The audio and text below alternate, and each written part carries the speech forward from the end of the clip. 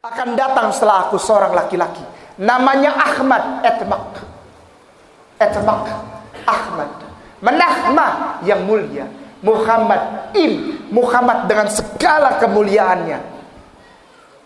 Dia akan menginsafkan bumi, menaikkan derajatmu, bikhota hasta, menaikkan derajatmu, bi Allah, karena dia adalah Nabi Allah. Yohanes pasal 16 ayat 13. Saya stop panggil Yesus Tuhan dan saya cari tahu tentang Rasulullah, bukan dari buku-buku Islam tapi dari Bible lagi. Ketemu lagi hifkom mematakim hekul Muhammadin zeduri vezekhi benuak Yerusalem.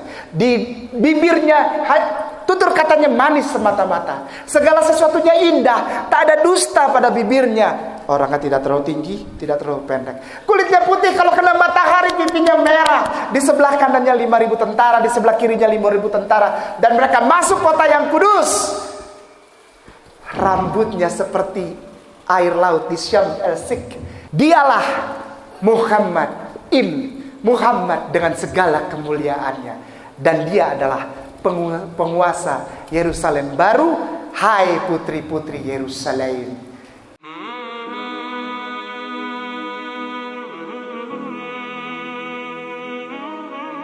Assalamualaikum warahmatullahi wabarakatuh. Nama saya Agustinus Christopher Kainama. Wah, ini langsung pada bilang Ustaz Tony ternyata salah undang. Namanya Agustinus, ini bahaya ini. Sekali lagi saya tidak pernah malu pakai nama ini. Walaupun banyak sekali yang tidak senang ketika saya menggunakan nama ini. Dan saya setelah saya ada berita saya mau masuk Solo dan masuk Surabaya kemarin, makin keras lagi orang memberikan tanggapan bahwa Kainama yang ini nih, Agustinus Christopher Kainama adalah penipu, pembohong. Hai umat muslim, ada yang tulis begitu. Saya dibacakan tapi saya tidak baca sendiri. Saya dibacakan katanya umat muslim sedang ditipu oleh seorang laki-laki yang mengaku dirinya pendeta, bahwa dia bohong, dia tidak pernah jadi pendeta, tidak pernah disekolahkan dan segala macam.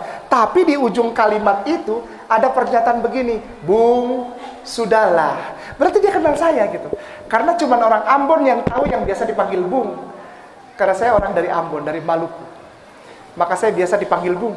Saya bilang tidak ada orang yang panggil saya Bung kecuali orang yang mengenal saya.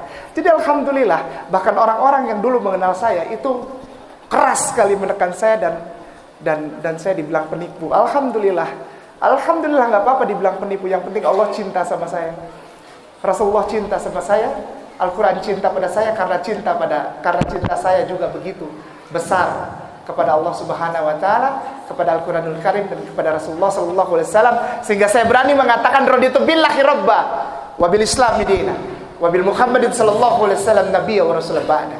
Saya enggak malu bilang begitu. Walaupun nama saya tetap Agustinus Christopher Kainama. Saya selesai strata 1 dari Sekolah Tinggi Teologi yang ada di Jakarta. Sebuah sekolah tinggi, yang dipersiapkan untuk menjadikan orang-orang sebagai pelayan di rumah peribadahan saudara kita tersayang, Kristen Protestan. Saya Protestan. Dan saya selesai sekolah itu. Tidak semua orang yang selesai teologi dengan latar belakang, misalnya ada nama, lalu di belakangnya ada huruf S besar, T besar, H kecil, atau sarjana teologi, otomatis menjadi seorang pelayan yang sering kita kenal sebagai sebutannya adalah pendeta. Tidak semua orang. Tidak semudah itu.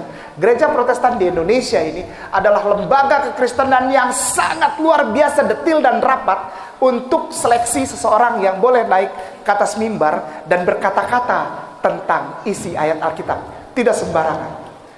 Wah, luar biasa seleksinya. Sangat luar biasa. Dan saya bersyukur kepada Allah izinkan saya untuk masuk ke dalam situasi tersebut. Boleh berdiri supaya kelihatan. Enggak apa-apa ya. Nah, bismillah. Berdiri begini. Alhamdulillah. Nah, setelah selesai itu Allah izinkan saya, Bapak, saya diizinkan untuk masuk ke situasi di mana seseorang disebut sebagai vikaris. Saya bukan cuma bicara sebagai mantan pelayan gereja. Saya tersertifikasi. Ini bukan ria. Ini bukan sombong, tapi ini pertanggungjawaban. Agar setiap orang tahu bahwa tidak boleh sembarangan ketika kita mengungkapkan sesuatu tanpa pertanggungjawaban dengan data yang valid, data yang benar, data yang tepat, data yang sah, legal. Saya tersertifikasi dan saya terakreditasi. Saya masuk ke dalam wilayah waktu persiapan untuk menjadi seorang pelayan di rumah ibadah saudara kita tersayang, Kristen Protestan. Namanya masa-masa vikariatum atau vikarium.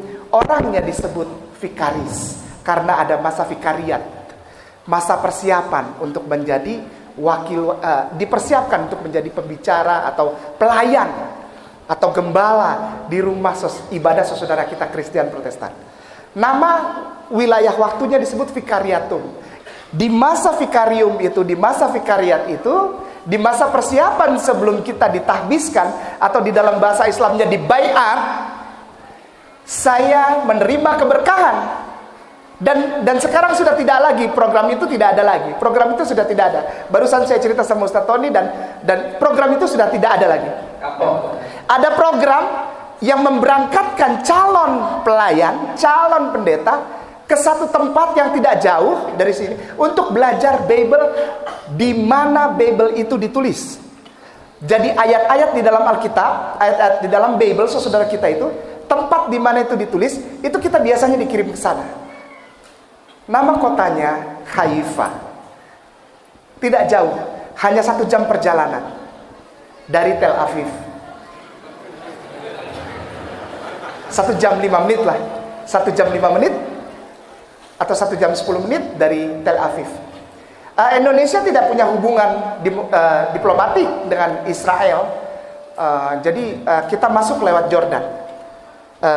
Queen Alia, kita turun di sana lalu beberapa hari di seputaran Jordan situ, lalu kita nyebrang ke Allenby. Di Allenby ada jembatan, ada King Hussein Road situ, King Hussein Bridge. Biasanya tas dibuka-buka, lalu paspor dilihat dan diperiksa-periksa gitu oleh tentara Israel. Lalu kita masuk Tel Aviv. Biasanya kita mampir dulu di Petra, itu biasalah. Lalu kita nyebrang sungai Yordan, lalu kita ke Tel Aviv. Dari Tel Aviv baru Haifa, melewati jalan tol yang namanya jalan tol Yitzhak Rabin. Saya belajar di sana. Dari Haifa ke Tel Aviv itu mungkin 1 jam 10 menit atau 1 jam 5 menit. Mungkin ada dari antum, saudaraku, para ustadku di sini yang sudah sampai di Aqsa. Anda tahu pasti kalau sampai di Aqsa pasti Anda diajak ke Haifa untuk lihat itu kota pelabuhan, kota pinggir perairan, laut Mediterranean. Itu enak kok suasananya di situ ya. Dari Yerusalem 2 jam 15 menit, 2 jam 20 menit. Jadi saya belajar bolak-balik. Dari Haifa Yerusalem, Haifa Yerusalem. Dan ini dibayari, bukan gratis. Ini ada yang bayar, ada yang sponsor. Selesai di sana pulang. Nah ini susunannya. Selesai dari sana pertama, dari Haifa pertama, saya pulang ke Indonesia lalu saya ditahbiskan. Diangkat, disahkan untuk menjadi pelayan di rumah Tuhan. Dan itu valid. Dan itu valid, silahkan dicek. Kalau memang tidak ada, ya masa di sana bilang ada. Orangnya sudah jadi Islam kok. Come on, wake up, jangan tidur melulu. Ini valid, dan saya bertanggung jawab untuk hal itu. Lalu setelah pentahbisan, pelayanan beberapa saat, wilayah kerja saya Jawa Barat, Bapak, Ibu. Wilayah kerja saya Jawa Barat, Sinodal Jawa Barat 2. Sinodal Jawa Barat 2. Sinodal Jawa Barat 2 itu wilayah kerja. Sinode itu artinya satu lembaga perkumpulan daripada pengurus besar, majelis jemaat. Nah, itu kumpul di situ namanya sinode. Nah, saya diutus dari Sinode Jawa Barat 2. Tujuannya apa? Baptiskan orang Sunda. Pada saat perjalanan itu saya diberangkatkan lagi diizinkan Allah untuk berangkat ke negeri Belanda, ke Leiden. Dan di sana saya selesai. Saya tidak di DO. Saya tidak pernah di DO. Sekali lagi, kepada saudaraku saya mau bilang saya tidak pernah di DO. Saya pulang karena tesis saya diterima.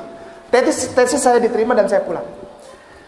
Sebagai seseorang yang telah selesai pasca sarjana setingkat strata 2 dengan gelar pulang ke Indonesia Master Teologi Liturgia.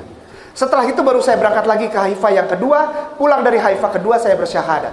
Setelah selesai dari Belanda saya berangkat lagi ke Haifa kedua. Haifah kedua bukan sama seperti haifah pertama. Haifah yang pertama adalah saya belajar Tanak. Namanya belajar Tanak. Tanak ini Torah, Nevi'im, Ketubim. Ini adalah bagian-bagian penting dari kitab-kitab saudara kita yang tersayang Kristen dan Katolik. Torah, Nevi'im, Ketubim. Torah adalah kitab Taurat. Ya, hukum, law, tatanan. Ya, tatanan ibadah, tatanan berkehidupan dan macam-macam. Ya, hukum, law. Lalu yang kedua Nevi'im. Nevi'im artinya kitab para nabi. Itu dibagi lagi, ada nabi besar, ada nabi kecil, ya kita belajar sana. Lalu yang ketiga adalah Ketubim, kitab-kitab pujian. Termasuk di dalamnya kitab Zabur yang dikenal oleh kaum muslimin dan muslimat. Yang di sana disebut Mizmar. Atau bahasa Indonesianya dalam Alkitab orang Kristen sekarang Mazmur. Mizmorah itu di sini disebut Mazmur. Nah, saya belajar itu. Saya bukan cuma baca, Bapak. Saya pelajari itu di tempat kitab itu ditulis. Di perjalanan yang kedua saya punya misi yang sangat penting. Ada misi, bukan cuma berangkat saja, tapi ada pesan yang saya harus bawa ke sana. Pesannya adalah cari tahu tentang siapa itu Jesus Christ. Siapa itu Yesus Kristus? Apakah dia sama dengan Isa alaihissalam yang sering digembar-gemborkan oleh umat muslimin dan muslimat sebagai nabi orang Islam? Apakah sama? Apakah dua nama ini orangnya satu? Ternyata bukan cuma dua nama orangnya satu, 3 nama orangnya satu. Yang pertama adalah Yeshua HaMashiach. Yeshua HaMashiach. Ini bahasa kampungnya dia. Beliau alaihi salam. Yeshua HaMashiach. Lalu Yesus Kristus dalam bahasa Yunani koine. Yesus Kristus. Yesus, atau orang bule bilang Jesus Christ. Jesus. Itu bertiga nama tapi orangnya satu. Yang ketiga adalah Isa alaihissalam. 3 nama ternyata orangnya betul satu. Dan 3 nama yang menjadi satu ini yang memberikan informasi kepada saya tentang apa? Tidak ada cara lain. Tidak ada cara lain. Sekali lagi, tidak ada cara lain di muka bumi ini. Jika engkau ingin menyatakan cintamu kepada penciptamu, selain mengikuti seorang laki-laki yang bernama Etamaka Manahma Muhammad Im Memhat Memdalat Im Muhammad Im, Muhammad yang Im ini artinya segala kemuliaan bagi dia. Dan ini ada di dalam pelajaran yang saya pelajari.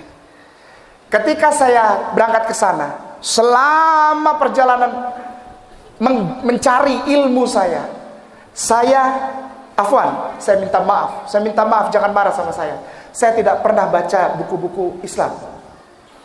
Karena saya gengsi. Saya harus menjaga jarak terhadap keislaman. Karena saya bukan seorang Islam. Saya seorang yang naik mimbar di rumah ibadah Kristen Protestan. Saya nggak mau terkontaminasi. Saya tidak mau terpengaruh dengan buku-buku bacaan Islam. Nggak mau. Saya tidak mau membuat dialog atau ngobrol dengan orang Islam. Tidak mau. Nanti saya terganggu. Ya. Jadi saya jaga.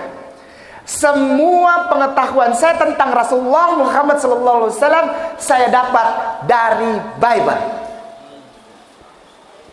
Sekali lagi, segala sesuatu yang menggoyang hati saya sehingga saya bergerak mengambil keputusan. Bapak Ibu jemaah yang disayangi Allah Subhanahu wa taala, susah jadi orang Islam. Serius. Ya. Kalau ngomongin duit susah. Ya. Jangankan seperti dulu main piano dalam gereja. Sendal di depan aja hilang. Ya. Kotak amal udah dirantein, dijebol, Bapak. Enggak, ini cuma ini. Enggak, maksudnya begini. Kalau dilihat secara material, No, you cannot prove kita nggak bisa samain, ya, berbeda. Tapi ada satu kekayaan yang tak bisa terbayar. Ketika seseorang mengucapkan La ilaha illallah Muhammad ya Rasulullah, karena itu inti Bible. Saya menemukan dan saya mengambil keputusan, kalau saya tidak ikut ini berarti saya gila. Kenapa? Karena saya menemukan di tempatnya dan tidak ada lagi yang lebih konkret daripada hal ini. Pernyataan dari seorang laki-laki yang dulu saya anggap sebagai Tuhan dan juru selamat saya. Namanya Yeshua HaMashiach. Sampai sekarang aku masih cinta dia. Sampai sekarang aku masih mengasihi dia. Sampai sekarang nama itu masih jadi nama yang baik di dalam hatiku. Caranya gimana? Ketika aku mencintai Rasulullah Muhammad SAW, maka aku sudah otomatis mencintai laki-laki yang namanya Yeshua HaMashiach atau Jesus Christ atau Isa alaihissalam. Ketika aku mengucapkan Allahumma sholli ala Sayyidina Muhammad, maka nama itu sudah termasuk di dalamnya. Saya mencintai Isa lebih daripada sekedar jadi Kristen. Karena apa? Karena Isa, Jesus Christ, yang dulu saya kenal sebagai Tuhan Juru Selamat penebus dosa saya. Begitu saya ke sana dan saya belajar, kenyataannya lain. Beliau mengatakan melalui catatan yang sangat valid, catatan yang benar, yang tidak, ibaratnya kalau di Muslim bilang sahih, bukan sahih lagi, mutawatir mungkin ya, mutawatir. Itu nyata bahwa laki-laki itu, Jesus Christ itu bukan Tuhan dan Juru Selamat. Dia adalah seorang laki-laki Muslim. Nah. Jadi tadi disebutkan menurut Bible itu Yesus Kristus itu tadi adalah seorang Muslim. Nah. Terus orang katanya bahwa Isa atau Yesus Kristus itu juga melakukan ibadah sebagaimana ibadah umat Islam seperti tawaf, sholat, kemudian puasa. Itu gimana Ustaz? Nah, Ustaz. Pertama dimulai dari siapa Kristus?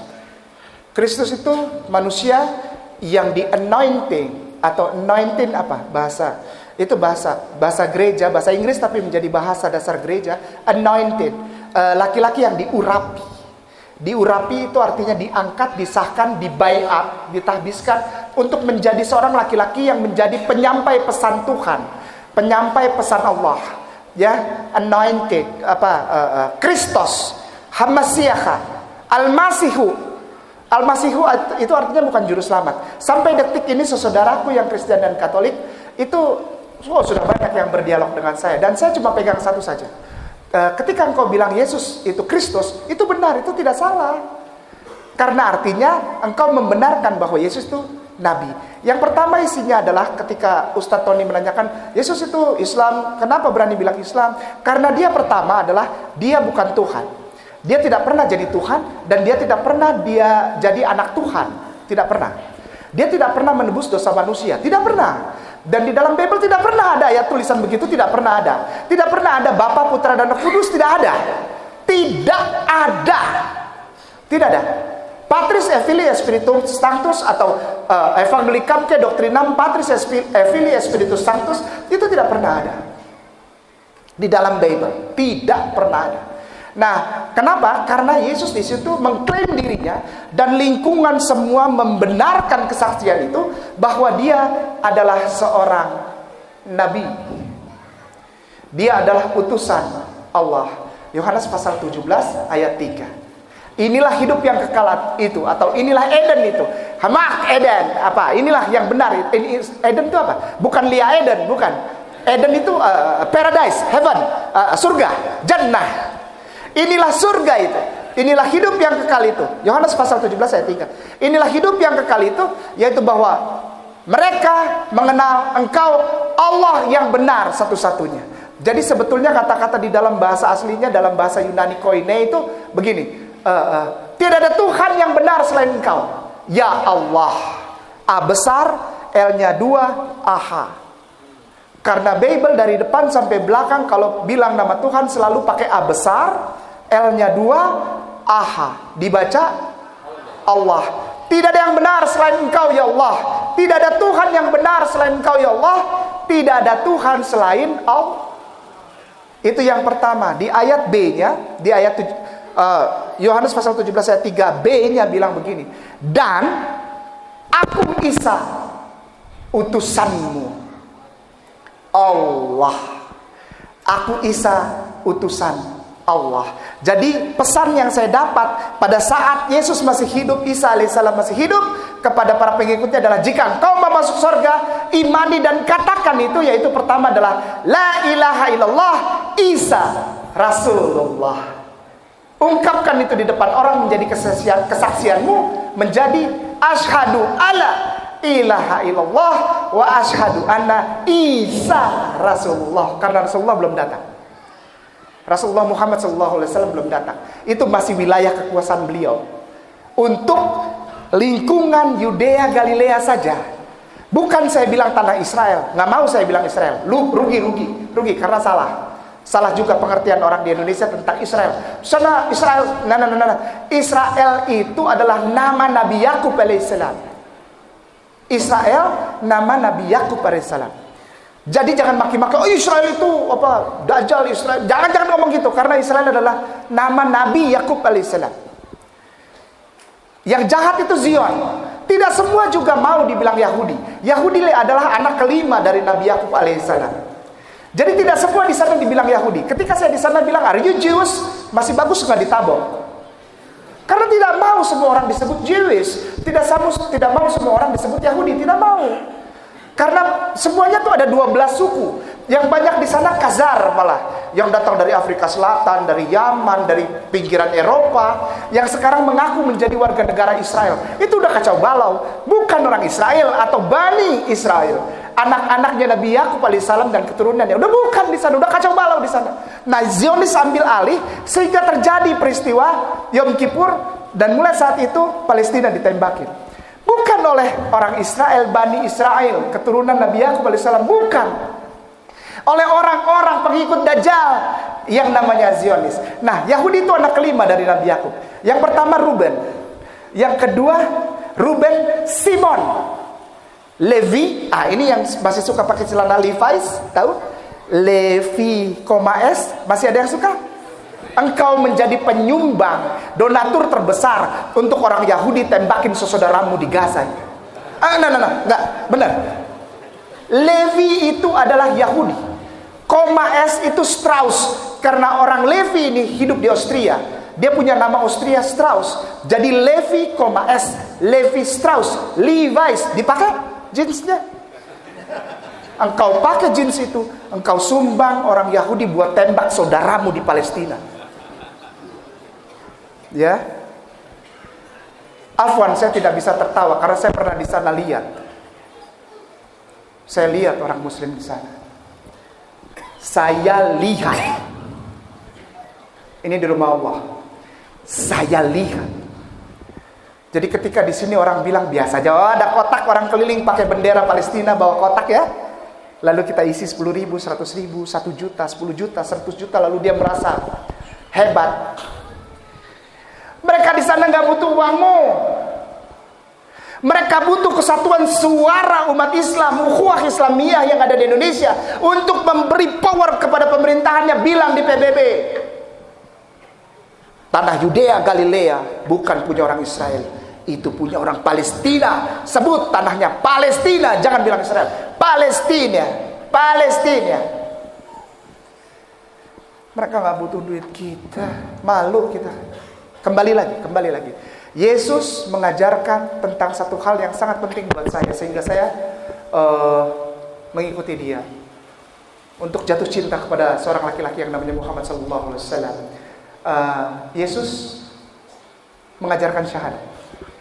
Kedua, Yesus mengutamakan pengajarannya, sekali lagi, menjadikan pengajaran utamanya adalah ayat pertama dari surat Al-Ikhlas. Yesus menjadikan inti pengajarannya itu adalah ayat pertama dari surat Al-Ikhlas. Contoh Markus pasal 12 ayat 29. Kita punya Bapak Arsono di belakang sana yang sudah hafal ayat ini. Insyaallah. Pak Kiai. Bunyinya begini. Vayomer Yeshua HaMashiach.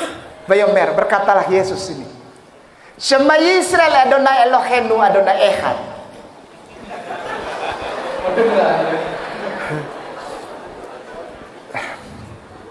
Lalu saya blok para ustadzku, para ustazahku. Saya blok kata-kata itu. Adonai Eloheinu, Adonai Eloheinu, Adonai Ehad. Ada yang nyangkut? Adonai Eloheinu, Adonai Ehad. Ba'at Medavir de Ivrit and Medavir de Ivrit. Jadi buat Anda yang sudah biasa dengar bahasa Hebrew, saya akan mengungkapkannya pelan-pelan dalam bahasa Hebrew. Maka itu kalau ngobrol sama ada orang yang dari saudara kita saudara-saudaraku tersayang itu di Kristen atau Katolik yang ngajak saya ngobrol tentang Bible, dia bilang tukang bohong, kamu nggak pernah disekolahin. Saya cuma duduk lalu saya bilang, at Medavir Ivrit. Apa? Sorry. Bukan kelasnya. Enggak, ini bukan ria, bukan. Soalnya saya mau syuting. Saya bilang, aduh maaf, gak ada waktu, sibuk syuting. Syuting apa? Kejar angkot. Bukan kejar tayang. Ngejar-ngejar ojek, saya. Ngejar angkot. Vayomer Yeshua HaMashiach. Berkatalah dia laki-laki itu, Yeshua HaMashiach. Shema Yisrael. Adonai Eloheinu, Adonai Ehad. Katakanlah ya Israel olehmu, karena Tuhanmu mendengarkan. Dan dengarkanlah ini hati-hati katanya. Kul hu Allahu Ahad. Dan ayat ini berulang 84 kali di dalam Bible. Menjadi pengajaran inti 84 kali. Di dalam bahasa Hebrew, bahasa Aramaik Syriak, dan terakhir bahasa Yunani Koine yang digunakan sebagai bahasa orang. Saudara kita bilang gospel atau Injil perjanjian baru katanya. Berarti ada perjanjian yang lama. Kalau ada perjanjian baru, perjanjian lama. Kalau perjanjian lama berarti udah kadaluarsa, udah nggak dipakai lagi. Sekarang aja yang kadaluarsa isinya cacing itu ikan, makarel. Astagfirullahaladzim. Kayak iklan. Jadi kalau udah kadaluarsa, takut-takut di dalamnya ada cacing, nggak boleh dipakai lagi, ya. Kul huwallahu ahad adalah ajaran intinya. Tauhid adalah ajaran inti Bible. Tidak ada yang lain. Tidak ada yang lain. Lo Adonai Eloheinu Elohecha Hefarim Alpanai. Wah, ini udah mulai tambah sulit lagi. Enggak ya, biasa aja ya, biasa aja. Jangan ada padamu ilah lain di hadapanku untuk engkau sembah. Lo Adonai Elohecha Hefarim Alpanai. Tauhid Allah nama Tuhannya. Cara sembahnya gimana? Kitab Keluaran pasal 3 ayat 5. Tolong sebelum masuk kau lepas dulu alas kakimu. Lepas dulu alas kaki. Kitab Keluaran pasal 3 ayat 5. Tolong lepas dulu alas kakimu. Ya, karena ini rumah Tuhanmu, kau hormat. Rumah RT aja kau mau bikin KTP kau buka sendal. Lalu berwudu. Berwudu, serius, berwudu. Kalau engkau tidak berwudu, engkau mau masuk rumah ibadah tanpa berwudu, sekali lagi, apabila engkau tidak berwudu, kalau engkau masuk rumah ibadah, engkau mati. Keluaran 30 ayatnya yang ke-20. Wudu. Setelah itu dilihat, seorang laki-laki melihat dirinya sendiri. Kalau dia akil balik, apakah dia bersunat atau tidak? Kulit katanya dikerat. Dia sudah melakukan itu belum? Kulit katanya dikerat. Di dalam kitabnya saudara kita ini, Kristen dan Katolik yang tersayang ini, sunat itu buat mereka bukan masalah kebersihan, Pak. Bukan masalah kesehatan, bukan. Sunat buat mereka itu sangat penting. Karena apa? Karena itu perjanjian yang kekal. Kalau mau bersih, beli obat, beli sabun antiseptik yang paling mahal, engkau bersih. Mau sehat, pergi ke dokter Adi di Cawang, di Jakarta, dokter kelamin dan kulit itu. Mahal memang, tapi gak apa-apa. Engkau sehat. Benar gak? Ini bukan masalah itu. Ini masalah perjanjian laki-laki dengan penciptanya, Allah Subhanahu wa Ta'ala. Dikerat kulit katanya. Jika ada orang yang tidak dikerat laki-laki ini yang sudah balik, tidak dikerat kulit katanya, menurut Bible itu harus really, betul. Bukan saya yang ngomong. Bible lebih keras masalah sunat. Sudah lihat? Saya laki-laki, sudah buka alas kaki, sudah wudhu, sudah disunat, mau masuk. Oke. Perempuan, sudah buka alas kaki, berwudhu, lihat, aku berhijab atau tidak. Kitab Kejadian pasal 26 ayat 35, Kitab Imamat Bilangan Ulangan, lalu 1 Korintus 11 ayat 6. Bingung kan? Banyak. Sengaja. Nanti dia pintar, saya nggak dipanggil lagi. Jika ada perempuan yang sudah akil balik dan dia tidak mau berhijab, hijab, ya, jilbab cuma sepotong bapak, hijab dari atas sampai bawah, panjang kainnya dia. Jadi dari ujung sampai ujung. Nanti saya cerita kenapa itu begitu. Bapaknya, walaupun dia perempuan itu sudah menikah, bapaknya seret dia dari dalam rumah ke depan pekarangan, lalu cukur sampai botak kepalanya. Lalu diberi luka 4 garis di sini, lalu diusir dari rumah itu dan dari kampung itu, karena dia telah menghina tahta Bapa di sorga. Wah, kayak pendeta ya. Naluri Pak. Untung bukan naluri debt collector. Kalau naluri debt collector kelihatan mukanya Ambon, wah debt collector nih. Ini ada yang ditagih nggak nih? Ada yang punya tunggakan nggak Avanza? 2 bulan 3 bulan ditarik. Dicukur, dibotakin, dikasih luka, diusir. Karena dia telah menghina, mungkin dalam bahasa kita ya afwan ya Ustadz ya, arasnya Allah. Dia menghina, usir. Nah, kainnya itu apakah jilbab apa hijab? Hijab. Dalam bahasa sananya waktu kita di sana juga, sombong sekali. Waktu di sana hijab bilangnya. Jadi kainnya satu, lurus sampai di bawah. Lalu ada kain lagi satu, lurus sampai di bawah, ditutup dengan kain ketiga. Dan ada batas antara rambut perempuan dengan kain yang pertama, ditutup. Apa tuh yang ngepres di sini? Ciput. Yang di sini bilang ciput juga? Atau apa? Apa yang tek gitu? Apa namanya ibu-ibu? Maaf, afwan. Ciput bener ya? Ya, bukan seafood ya. Iya ya. Wanita, perhatikan, maaf Bapak-bapak, ibu-ibu yang disayangin Allah Subhanahu wa taala. Maaf ya, saya tanya sedikit ya. Pernah nggak ngelihat patung Bunda Maria? Pernah? Maaf ya. Dia pakai kain yang dari atas sampai bawah jatuh. Satu warnanya putih. Lalu ada satu lagi warnanya putih. Lalu yang terakhir biasanya biru. Ya, kalau kita lewat rumah ibadah saudara kita tuh, ya, Bunda Maria, maminya Yesus. Itu ya mami lah. Apa dong? Bunda. Umi. Iya, Umi. Itu satu dari atas sampai bawah. Lalu satu lagi dari atas sampai bawah. Lalu ada yang ketiga biru biasanya warnanya. Ya, biru. Nah, kita lihat di patung saja. Patung itu digambarkan paling tidak mendekati dengan aslinya, jadi ada garis di jidatnya. Artinya Bunda Maria pakai ciput. Iya. Di tempatnya sana semua pakai ciput. Serius, bukan bohong. Ada yang diginin aja kainnya, itu kos. Itu bukan orang yang ortodoks, bukan orang yang mempercayai dan menjalani Torah. Itu ada perempuan kalau cuma kudung saja, itu kos. Ortodoks. Itu bukan orang yang jalani Taurat Yahudi, totok, bukan. Doa yang paling mulia di saudara kita umat Katolik disebut dengan doa rosario. Jadi biasanya mereka baca doa sambil seperti tasbih tapi ujungnya salib. Pernah lihat? Namanya rosario. Dia ulang doa itu. Doanya bunyinya begini. Salam Maria penuh rahmat Tuhan sertamu. Ave Maria gratia plena. Salam Maria penuh rahmat Tuhan sertamu. Artinya assalamualaikum ya Maria. Engkau penuh rahmat. Jadi Maria ini kepenuhan rahmat. Sampai cerita di dalam Alkitab itu, kalau ada orang yang berdiri saja di samping Maria, orang itu dapat rezeki. Nggak usah ngomong. Serius. Orang itu datang ke samping Maria karena Maria penuh kemuliaan dan rahmat serta berkat Allah, maka orang di sebelahnya yang datang dekat dia dapat rezeki. Dijawab doanya. Oleh sebab itu Maria ini, ibunda Isa alaihissalam ini, begitu luar biasa sehingga di dalam Al-Quran diberikan tempat khusus dalam satu surat. Surat Maria.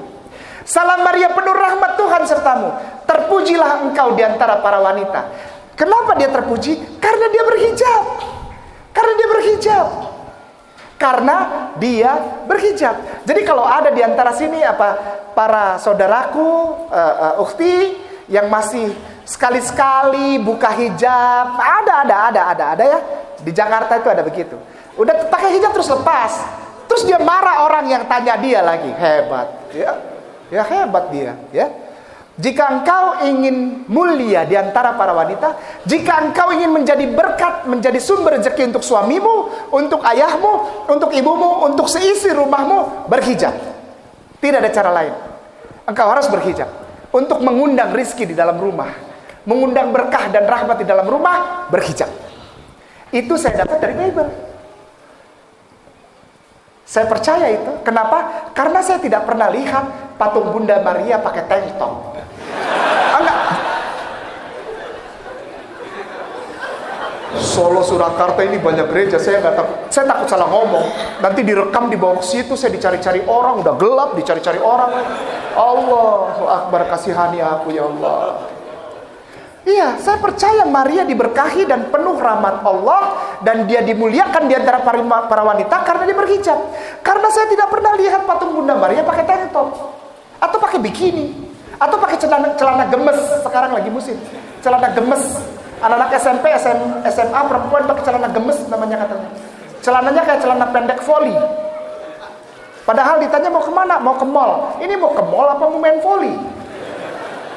Dan ibu-ibunya pakai hijab, ya hijab modern, lalu dibiarkan anak perempuannya pakai celana pendek, dibiarkan saja.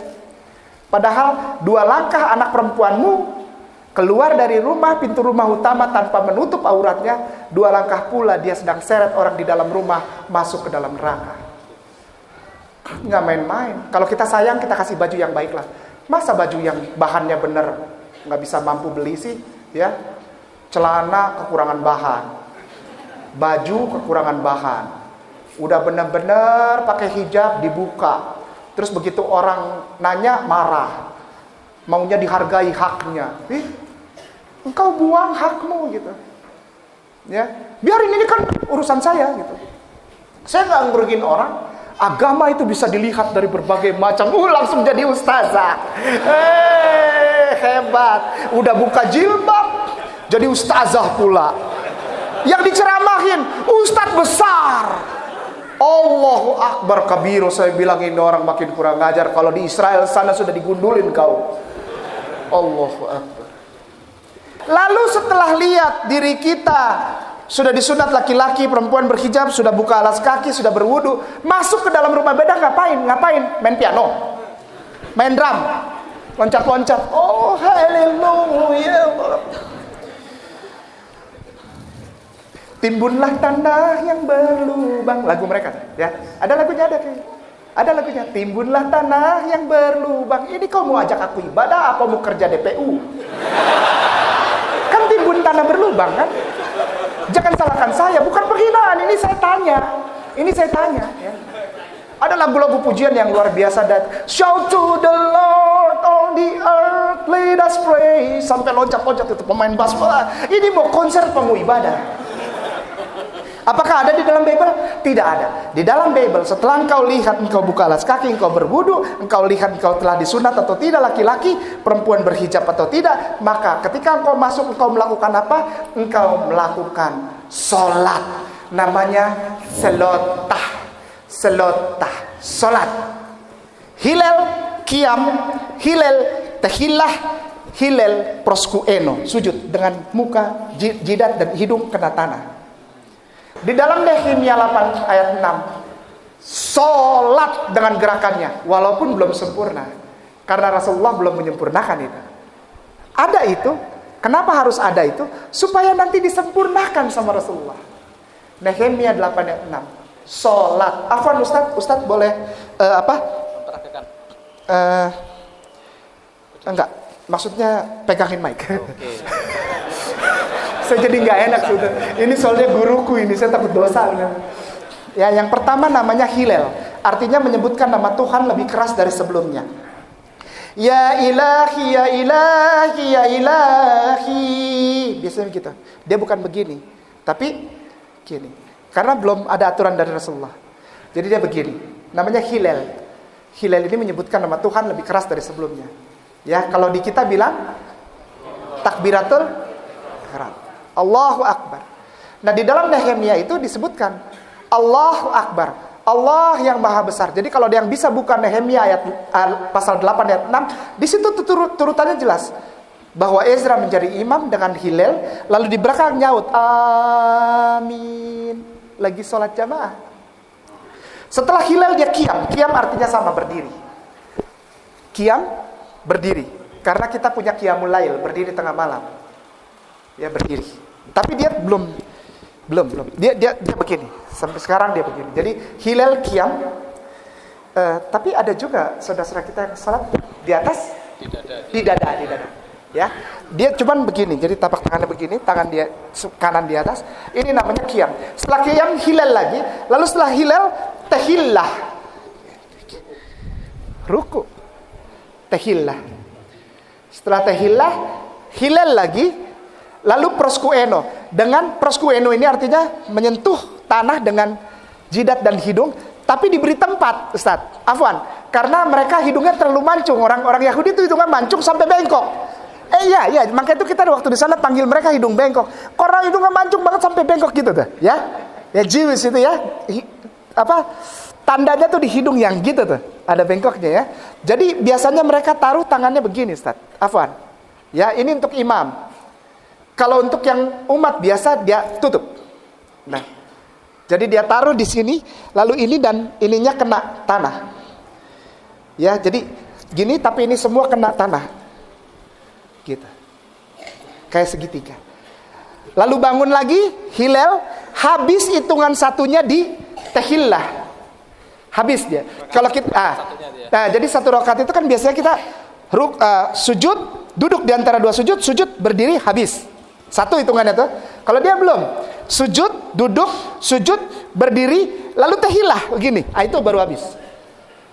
Ini habis. Ya, dan mereka biasanya habis sudah. Kalau udah satu rakaat sudah. Kalau ada yang mau 2 rakaat atau 3 rakaat, mereka harus keluar lagi, Ustaz. Wudu lagi. Maka itu nggak ada yang mau sholat 2 rakaat atau 3 rakaat, 4 rakaat, capek wudu lagi. Ya dia harus ulang lagi. Dia harus keluar lagi. Dia harus keluar, dia masuk lagi, satu lagi. Kalau mau lanjut lagi, keluar lagi. Maka itu mereka biasanya hanya melakukan satu saja. Sampai dia hilang lagi, udah selesai. Nah itu sholat. Setelah sholat apa? Jaga perutmu. Jangan bibir dan lidahmu, mulutmu terkena makanan haram. Apa? Babi, daging babi. Kitab Ulangan, pasal 14, ayat 8. Babi haram, guguk haram, kelelawar haram. Ada semua di situ. Ada. Lalu terusnya, bibir dan lidahmu tidak boleh terkena anggur, atau engkau akan mati di dalam rumah Tuhan. Imamat pasal 10. Imamat kitabnya namanya Imamat. Imamat pasal 10 ayat 9 sampai 10. Ya, itu tidak boleh minum anggur. Sekarang ini anggur dimasukkan ke dalam gereja menjadi sakramen. Sakra itu kudus, men itu momentum, artinya ibadah perjamuan kudus. Padahal sudah dilarang, nggak boleh minum anggur.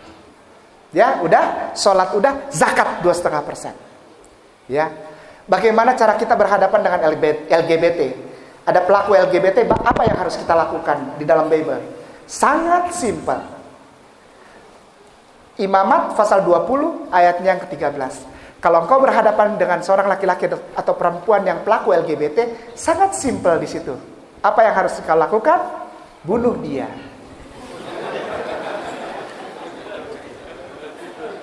Ya, bunuh aja.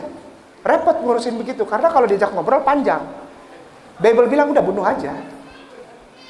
Gampang. Ya.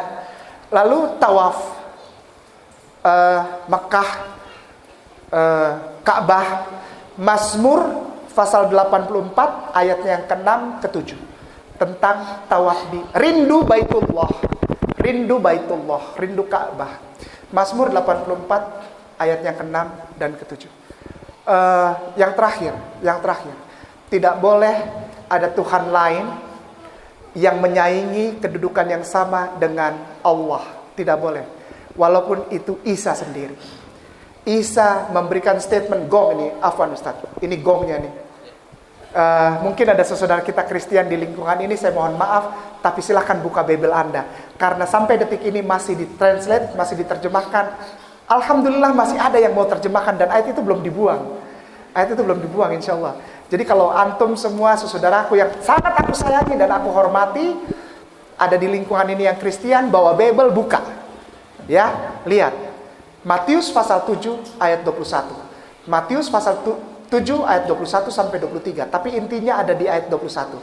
Matius pasal 7 ayat 21. Bunyinya begini. Bukan orang yang berseru kepadaku Tuhan, Tuhan akan masuk kerajaan sorga. Artinya adalah, kalau ini kata Yesus, saya garis bawahi, ini kata Yesus, kalau kau panggil aku Tuhan, kau tidak masuk sorga. Kalau kita meninggal, roh kita keluar dari tubuh. Roh kita tidak diterima masuk sorga. Roh kita masuk mana? Tolong dijawab. Sepakat. Karena di sana cuma ada 2 tempat. Tidak ada tempat ketiga. Tidak ada halte. Sekarang memang lagi nunggu semua.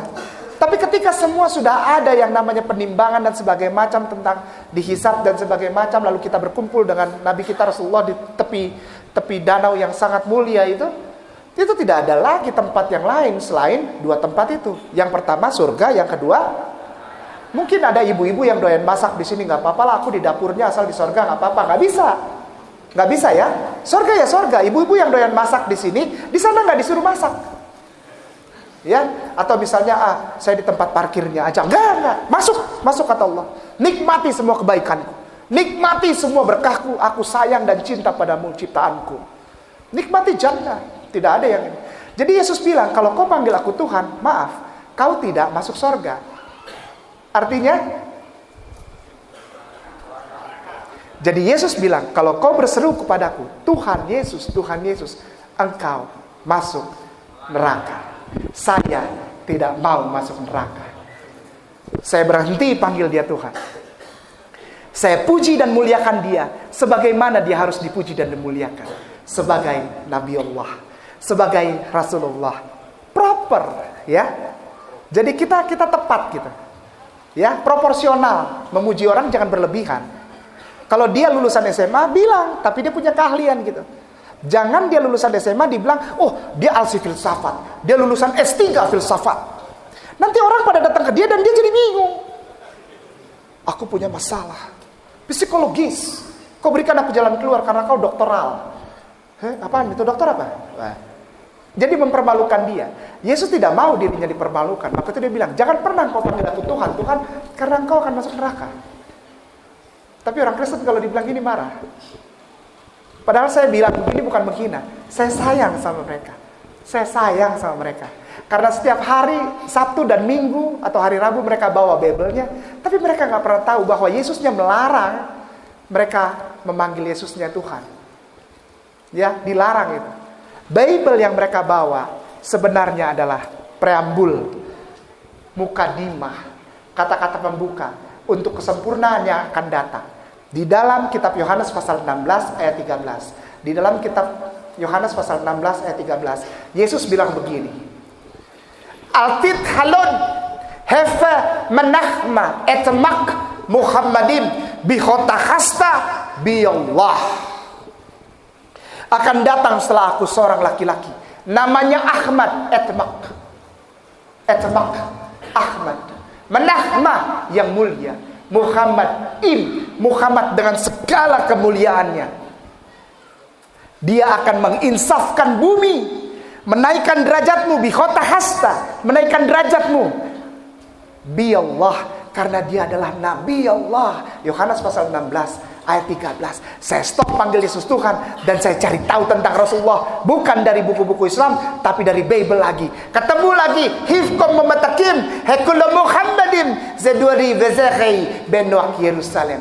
Di bibirnya tutur katanya manis semata-mata, segala sesuatunya indah, tak ada dusta pada bibirnya. Orangnya tidak terlalu tinggi, tidak terlalu pendek. Kulitnya putih, kalau kena matahari pipinya merah. Di sebelah kanannya 5.000 tentara, di sebelah kirinya 5.000 tentara. Dan mereka masuk kota yang kudus. rambutnya seperti air laut di Syam el-Sik. Syam el-Sik itu tahu? Mesir tempat Musa menyeberang gitu. Musa alaihissalam menyeberang bersama Bani Israel. Syam el-Sik. Jadi tidak lurus, tidak juga keriting. Hadis membenarkan itu. Ya Ustaz ya, afwan. Dialah Muhammad dengan segala kemuliaannya, dan dia adalah penguasa Yerusalem baru. Hai putri-putri Yerusalem, hifkum matakim hakulla Muhammadim sedua di bezakhi benoak Yerusalem. Nah, tafadhol Ustaz.